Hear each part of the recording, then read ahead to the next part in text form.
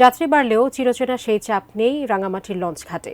যাত্রীর উপস্থিতি কিছুটা হলেও তেমন ভিড় দেখা যায়নি ঘাটে। সরকার নির্ধারিত ভাড়ায় ঠিক সময়ে ছেড়ে যাচ্ছে লঞ্চগুলো। সকালে রাঙামাটি শহরের রিজার্ভ বাজার লঞ্চ টার্মিনালে এমন চিত্র দেখা গেছে। রাঙামাটি প্রতিনিধি পুলক চক্রবর্তী জানাচ্ছেন বিস্তারিত। এখন আছে রাঙামাটির রিজার্ভ বাজার লঞ্চঘাট এলাকায়। রাঙামাটির নানিয়ারচর, লংগদু, বরকল, বাগাইছড়ি, জুরাছড়ি, বিলাইছড়ি উপজেলায় নৌ পরিবহনের মাধ্যমে যাত্রী এবং পণ্য পরিবহন করে থাকে।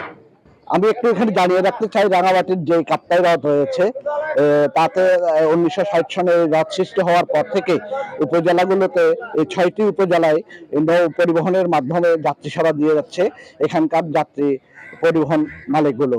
নৌ পরিবহনের মাধ্যমে তারা প্রতি বছরে একটি দুর্ভোগের শিকার হয়ে থাকে। তা হচ্ছে রাঙামাটিতে যে ফেব্রুয়ারি থেকে পরবর্তী 6 মাস যে পানি শুকিয়ে যাওয়ার কারণে কাপ্তাই হ্রদ শুকিয়ে যায় এবং নৌ পরিবহন ব্যবস্থা ব্যাহত হয়ে পড়ে। এতে যাত্রীদের দুর্গম পাহাড়ি পথ পায়ে হেঁটে এবং অনেক কষ্টে সেখানে যাত্রীদের গন্তব্যে পৌঁছাতে হয় এবং পণ্য পরিবহন করতে হয়।